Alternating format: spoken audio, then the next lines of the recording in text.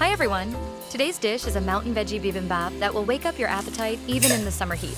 Rinse some healthy brown rice for the mountain greens, and while it cooks, let's make the sauce. Mix 1 tablespoon soy sauce, 2 tablespoons gochujang, 1.5 tablespoons allulose, and 1 teaspoon minced garlic. Scoop some rice into a bowl, rinse the mountain veggie pack, and place a good portion on top. Cover with plastic wrap and microwave for 30 seconds. Top with the sauce, drizzle sesame oil, sprinkle sesame seeds, and you're done. We do not get to enjoy mountain greens often, right? With one of these veggie packs, you can make an easy bibimbap anytime. It is enough for a family of 4, no prep work needed, and it feels like a special meal. I highly recommend it. It is a simple combo, but once the sauce meets the sesame oil, the flavor is guaranteed.